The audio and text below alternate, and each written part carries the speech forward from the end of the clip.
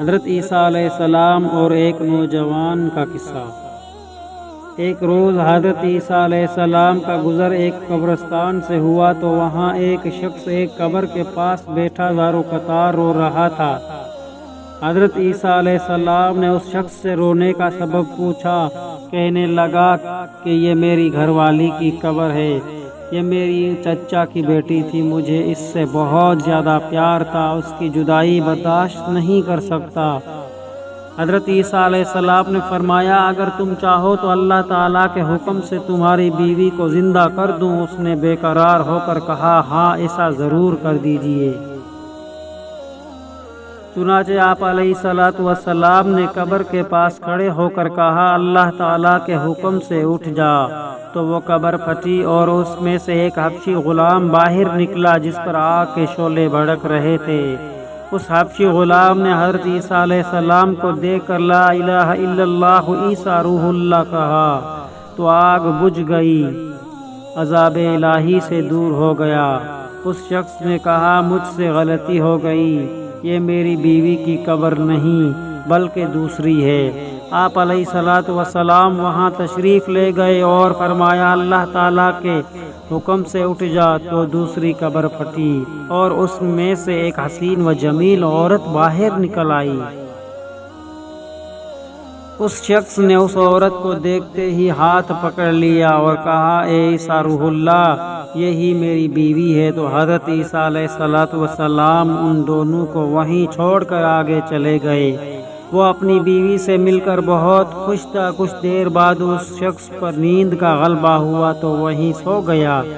اس کی بیوی اس کے قریب ہی بیٹھی رہی۔ اتنے میں وہاں سے ایک شہزادے کا گزر ہوا۔ شہزادے نے اس عورت کو دیکھا تو اسے پسند آ گئی اور اس عورت کو بھی شہزادہ پسند آ گیا، اور وہ اپنے شوہر کو سوتا ہوا چھوڑ کر شہزادے کے ساتھ چلی گئی۔ جب اس مرد کی آنکھ کھلی تو اپنی بیوی کو نہ پا کر بہت پریشان ہوا۔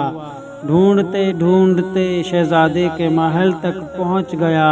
وہاں سے اپنی بیوی نظر آئی تو کہا یہ میری بیوی ہے۔ شہزادے نے کہا تم جھوٹ بول رہے ہو، یہ میری غلام ہے، یقین نہیں آتا تو اس عورت سے پوچھ لو۔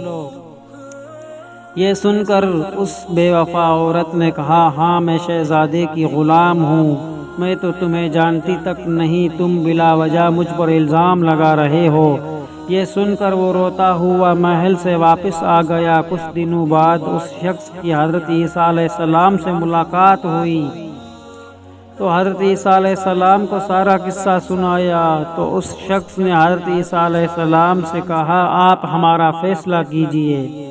حضرت عیسیٰ علیہ السلام اور وہ شخص دونوں اس شہزادے کے محل میں گئے اور آپ علیہ السلام نے اس عورت سے فرمایا کیا تم وہی عورت نہیں ہو جسے میں نے اللہ کے حکم سے زندہ کیا تھا؟